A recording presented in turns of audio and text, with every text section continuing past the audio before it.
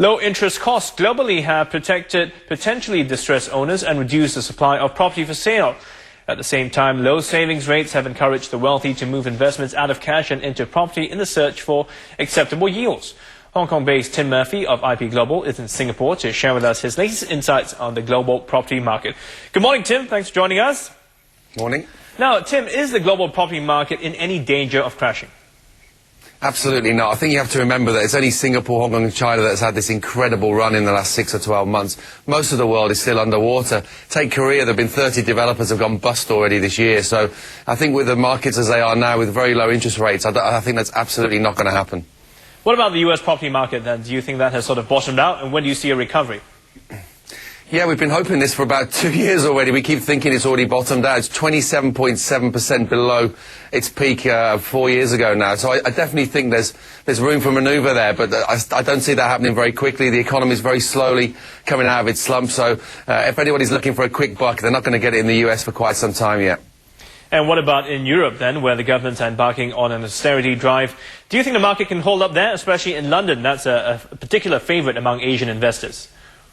Yeah, particularly Singaporeans, right? I think the Singapore pound sterling trade is extremely positive at the moment, and I still see growth there. There are 5.5 tenants now for every one property in central London. Reason? People who live in London simply can't borrow money very easily. So I think, again, there's room for growth there. I don't think there's any easy bucks to be made in London. They're a slow, steady rise from their recession, but I think if you're very sensible, you buy Zone 1 or Zone 2 properties in London, you can still do extremely well.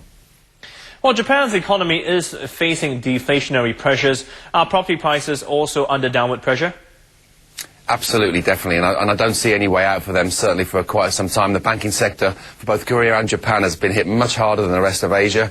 There's really no stimulus for growth at the moment. Japanese yen, of course, is very strong, but the rest of the world has low interest rates, just like Japan now, so that major advantage that Japan used to have simply isn't there, and I just think the property market is going to be very tricky, particularly in Tokyo for the next couple of years. What about the Chinese market? Because earlier in the year, the government tried to have some measures to cool the property market there. Do you think they're committed to forcing down housing prices despite worries about a weak global economy and also complaints from property developers?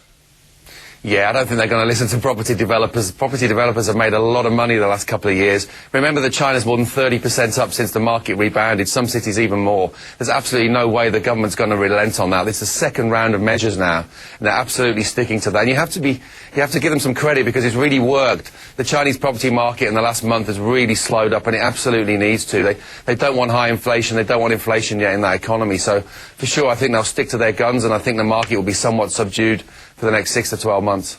Well, let's talk about Hong Kong next, because property prices there also still bubbling despite some measures to try and cool it. Do you think it's partly from the influx of mainland China buyers?